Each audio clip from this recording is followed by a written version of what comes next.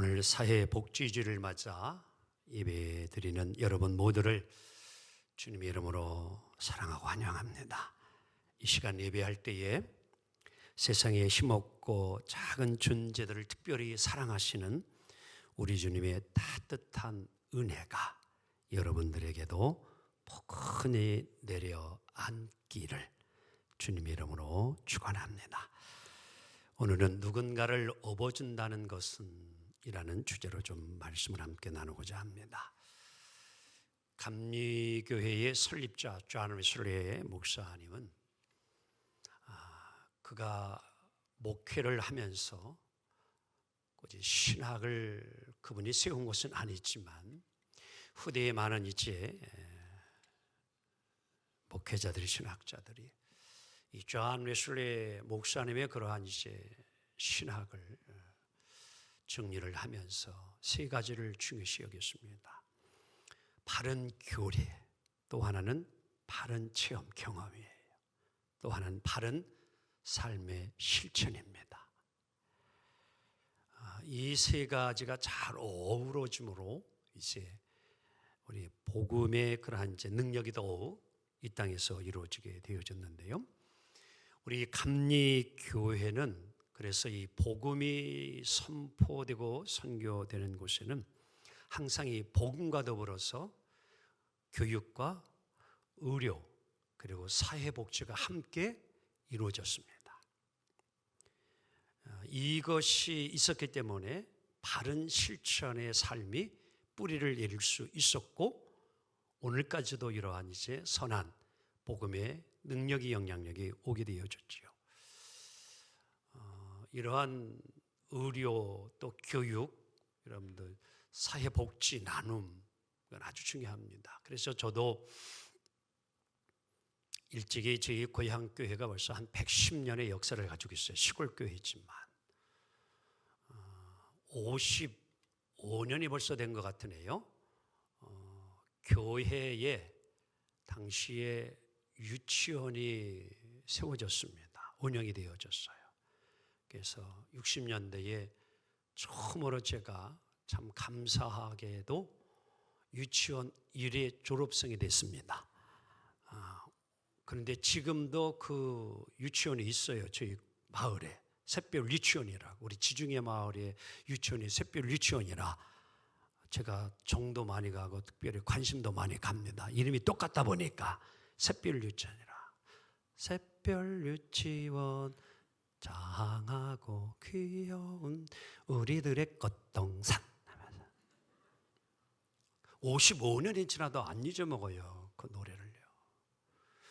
그 교육의 혜택을 제가 누렸어요. 엄청난 축복이지요. 복음이 들어오지 않았으면 저는 그 교육을 받지 못하였어요. 기독교 대한감리회는 1996년에 사회복지재단을 세웠습니다.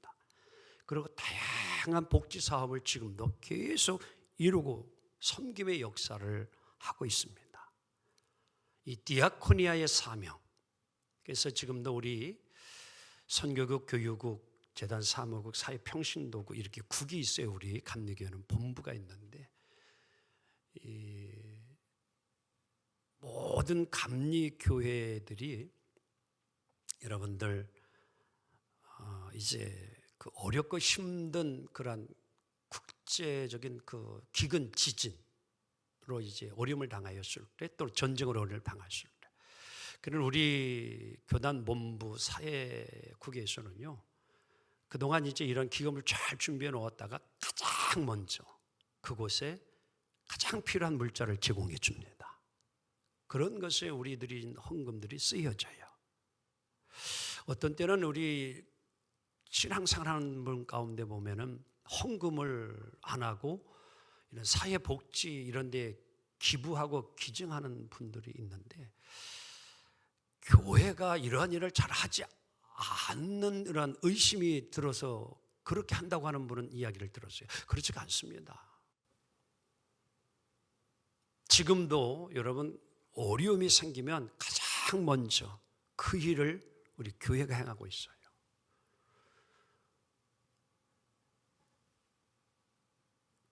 그러면서 2015년에 이제 이러한 아예 우리 감리교에서는 사회복지주의를 정해놓았어요. 하루 1년에 한 주일을. 그래서 그게 10월 오늘 둘째 주일입니다. 거의 10년이 이렇게 되어지지요. 그래서 이 교회가 정말 늘 사회에 관심을 가지고 어려운 이들을 생각하며 그들을 돕고 지원하고 후원해야 되는 이러한 일을 이루어야 된다는 그런 뜻을 가지고 이 일을 이루어오는 것입니다. 우리 감리교회만이 아니라 지금 한국교회가요, 우리 한국 사회에 기여하는 사회복지는 어마어마해요. 엄청나요. 근데 많은 우리 한국인들이 이걸 잘 모릅니다. 왜냐하면 뉴스나 신문에는 대부분이 일반적인 그런 기업이나 회사 이런 사람들이 행한 것만 다 뉴스로 보도가 되어지지 교회가 행한 거에 대해서는 전혀 이거를 기사화하지 않기 때문이에요. 그런데요, 이 기업이나 회사 어떠한 그러한 곳에서 하는 것보다 한국 교회가 행하는 여러분 사회 복지 기여가요 어마합니다. 이것을 우리는 알고 또한 신앙생활을 좀 하기를 정말 원합니다. 성경이 말하는 사회 복지는 어떻게 보게 되어 지금 여러분들 초대교회의 그리스도인의 삶과 아주 연관이 깊이 되어 있어요. 그래서 이 기독교와 사회 복지는 뗄래야 뗄 수가 없습니다. 뗄래야 뗄 수가 없어요. 구약 성경 가운데 가장 높은 윤리적인 가르침 중에 하나가 있다면 그게 오늘 본문 출애굽기 22장 21절 22절의 말씀이에요. 다 같이 시작. 나그네와 고아와 과부를 돌보라는 거예요. 이 말씀은요, 그 당시에 이것은 충격적인 강령이고 명령이에요. 주종 관계가 있었던 시대입니다. 주인이 있고 종이 있고 노예가 있던 시대예요. 그런데 나그네를 돌봐라, 고아를 돌봐라, 과부를 돌보아라, 이거는요 받아들이기 어려운 이야기였습니다. 쉽지 않은 이야기예요.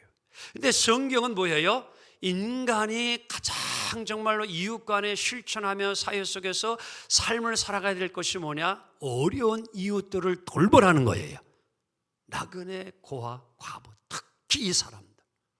도움을 받지 않으면 절대 스스로 삶을 유지해 가기 어렵고 생명을 유지해 가기 어려운 그들은 뭐예요? 누군가가 반드시 뭐예요? 도우라는 겁니다. 이게 성경의 근본이에요. 원리예요.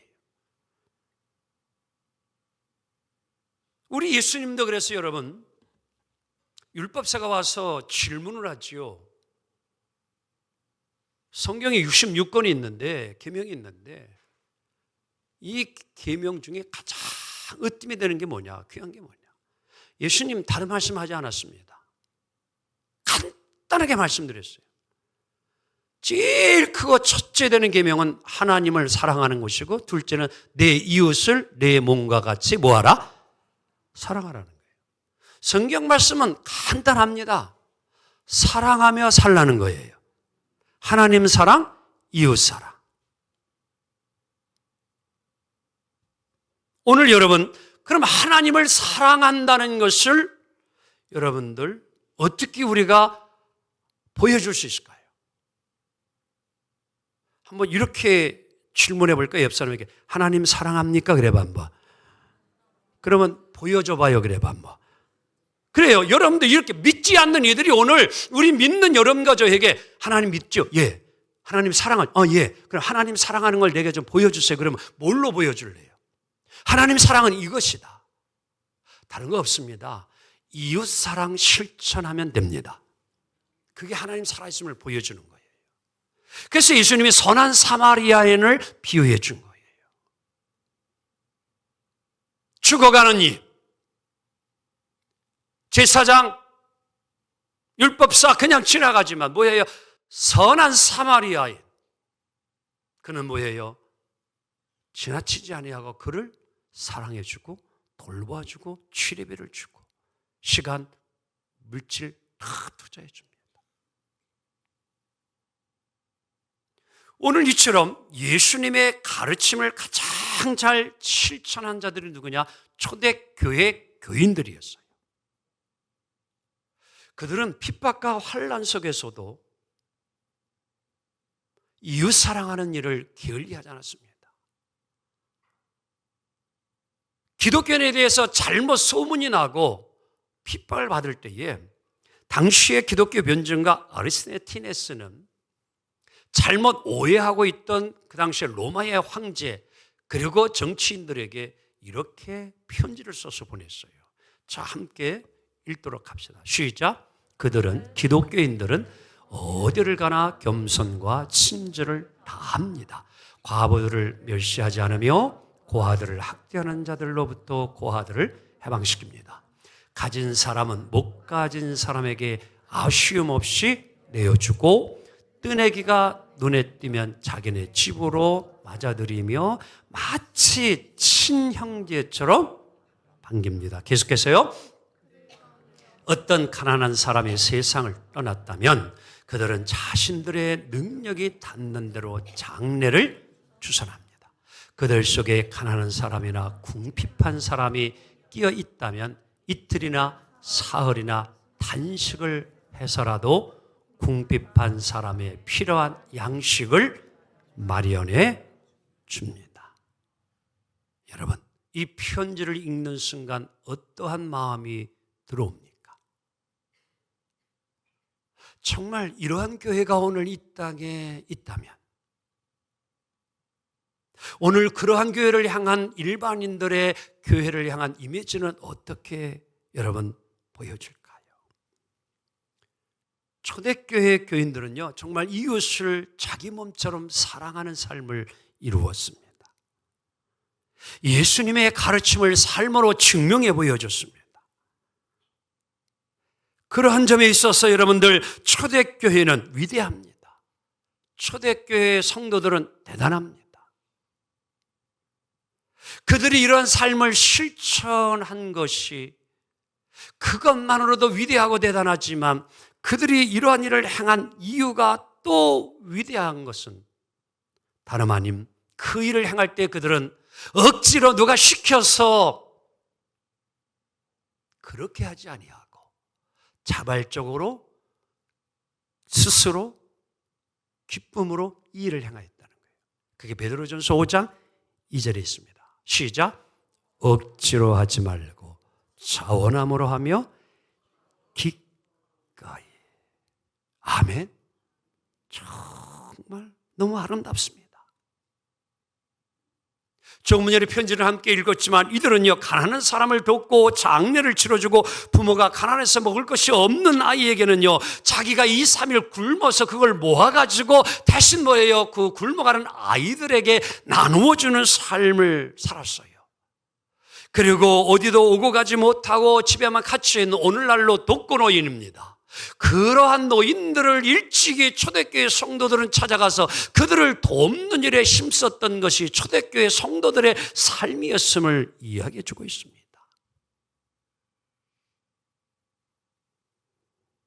오늘날 우리는 사회복지의 핵심적인 가치와 모습을 초대교회를 통해서 명확히 우리는 확인해 볼 수가 있습니다. 다시 존 웨슬리 목사님을 좀 말씀을 드린다면, 우리 예수님께서 마태복음 5장, 6장, 7장을 산상수훈이라고 하는데, 예수님께서 오늘 그리스도인들을 향하여 너희는 세상의 빛이요 너희는 세상의 소금이라. 아멘. 이 말씀을 해주셨어요. 존 웨슬리 목사님의 이 말씀을 이제 설교를 할 때에 빛과 소금을 이렇게 그는 해석을 하고 설명을 했습니다. 함께 읽어볼까요? 시작. 그리스도교는, 기독교는요, 본질적으로 사회적 종교이며 그것을 고립된 종교로 만들려는 일은 그리스도교를 망치는 일입니다. 그리스도교는 사회를 떠나서, 즉 다른 사람들과의 교제를 떠나서는 전혀 존재할 수 없는 뭐예요? 종교입니다. 즉 오늘 존 웨슬리 목사님은 기독교란 사회 속에서 존재해야 된다는 거예요. 세상 속에서 빛과 소금의 역할을 감당해야 됩니다. 세상과의 관계 속에서 존재 가치가 있다고 하는 것입니다. 우리 감리교회는요, 개인이 모두가 구원함을 받아야 합니다. 아멘. 모두가 구원. 하지만 오늘 감리교회는 또 하나 다 같이 사회도 구원을 받아야 한다. 아멘. 사회가 같이 구원을 받아야 돼요. 사회가 악하고 사회가 병들고 사회가 죄악으로 가득 차도 아무 상관이 없고 개인만 구원만. 너 오늘 자네선의 목사님의 사상은 뭐예요? 개인이 구원을 받은 거 동시에 뭐예요? 그 한 사람 한 사람이 들어가서 살면 뭐예요? 그 조직이, 그 단체가, 그 공동체가 뭐예요? 거룩하게 점점 더 성화되어지고 그리스도를 닮아가는 하늘의 공동체를 이뤄가야 될 줄로 믿습니다. 그런 의미에서 감리교회는요, 개인 구원과 더불어 사회도 함께 구원을 받아야 되는 그 신학의 사상을 가지고 있어요. 사랑하는 성도 여러분, 오늘 이 시간 교회는 정말 사회를 이끌어가야 합니다. 그게 필요해요. 그 삶은 무엇으로? 우리가 이웃을 사랑하는 실천으로 보여줄 수밖에 없습니다. 일찍이 미국 북감리교회 소속 선교사였던 의료 선교사 윌리엄 스크랜턴이라는 여자가 있었습니다. 이분의 별명이 조선의 선한 사마리아인이에요. 다 같이 조선의 선한 사마리아인. 의료 의사 선교사입니다. 미국의 예일 대학을 나오신 분이에요. 그런데 미국의 그런 좋은 병원 다 뒤로하고 암흑에 정말 이 조선 땅 온다고 했을 때에 주변에 있던 모든 사람들이 이해가 됐을까요? 안 됐을까요? 됐어요? 안 되지요.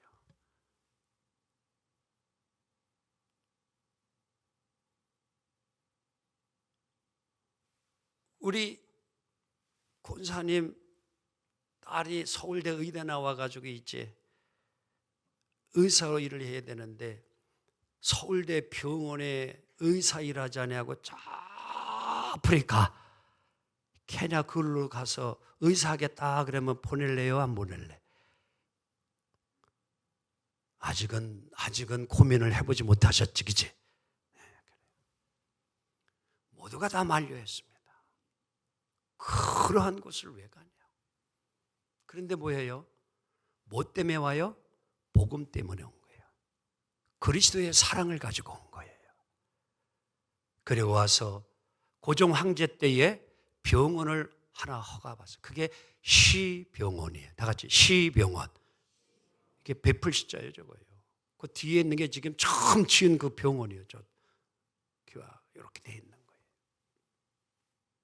그래서 이제 됐습니다. 그 당시에 궁궐에 있는 모든 그 관료들이 와서 다 이제 아프기만 하면 치료받고 뭐 외국 영사들 다 치료받았어요. 여러분들 얼마나 또 인정을 받고 좋았겠어요. 근데 하루는 소리가 들려와요. 그들은 가진 것도 있고 직위도 있어서 이렇게 혜택을 받지만 정말 왜 민초들, 어려운 이들은 뭐예요? 아파도 뭐예요? 진료받지도 못하고 약 한 번 먹지 못하고 뭐예요? 죽어져 나간다는 소식을 듣는 거예요. 스크랜턴 의료선교사가요. 그래서 이제 그거 뭐예요? 그들이 있는 곳으로 병원과 자리를 옮깁니다. 그럴 때 또 많은 사람들이 왜 그런 일을 하는 거지? 여기서 있으면 많은 관력에도 그리고 많은 사람들에게 인기도 받고 돈도 벌 수 있는데 여러분들이 만약에 의사라고 하면 여러분 특히 서울대병원, 연세대병원, 어떻게 서울 삼성병원 여러분들 이런 데 두고서 저 강원도 여러분들 골짜기에 보건소 가서 의사하라 그러면 할래요? 안 할래요? 솔직하게 한번 좀 생각해 봅시다. 쉽지 않잖아요. 근데 한번 자막 볼까요? 왜 그런 결단하느냐? 다 같이 시작. 그곳에 민중이 있기 때문에.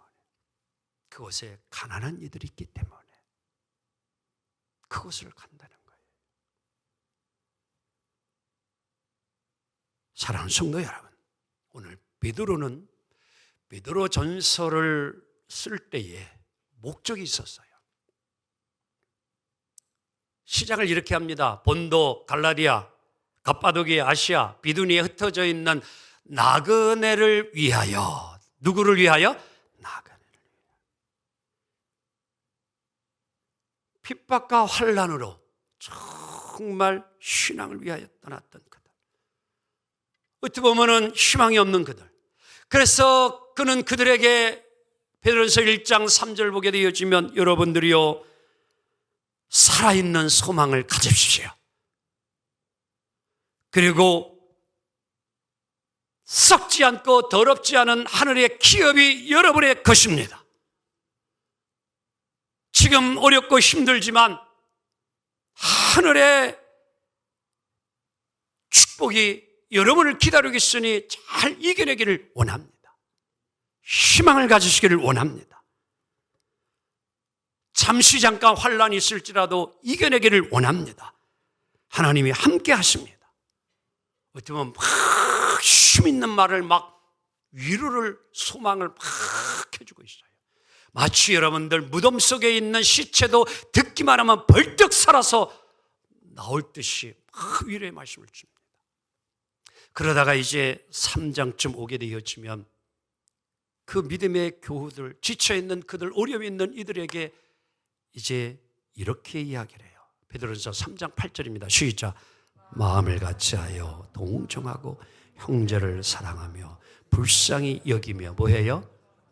겸손하라. 마음을 같이하여 동정하고 형제를 사랑하며. 다 같이 마음을 같이하여.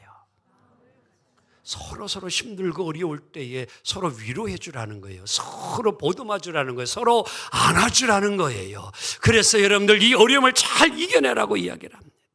절대 포기하지 말아라는 거예요. 사랑하면서 이겨내라는 거예요.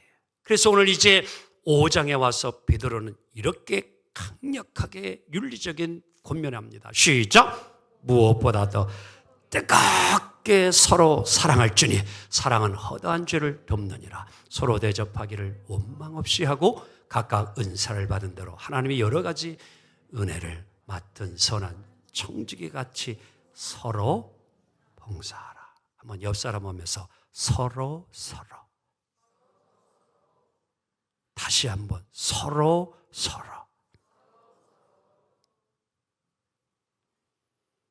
사랑하는 걸 가르쳐줘요. 사랑은 혼자 하는 거는 사랑이 아니라는 거예요. 사랑은 서로 할 때에 그게 사랑이라는 거예요. 그래서 부부 사랑이요. 다 같이 부부 사랑, 형제 사랑, 부모 자녀 사랑. 믿습니까? 우리 옆 사람 하면서 우리 사랑 그래봐. 이게 사랑이라는 거예요. 사랑은 혼자 하는 게 아니에요. 그건 짝사랑. 짝사랑한다고 여러분들 열매 맺지 않아요. 서로 사랑해야 결혼하는 거예요. 절대 혼자 사랑해가지고는요 열매 안 맺습니다. 오늘 베드로는 그걸 너무너무 잘 알기 때문에 연약하고 힘들어 있고 지쳐 있는 형제 자매들이요, 우리 믿음의 성도들이요, 여러분들이 이것을 이겨낼 수 있는 힘은 우리 한번 옆 사람 안아줄 수 있는 사람은 안아주면서 사랑해요, 힘내요. 시작. each other요. 서로예요. 서로.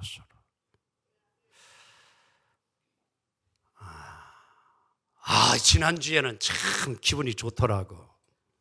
왜 좋은가요? 노벨 문학상이 나와서. 모르시는 분도 있나? 예?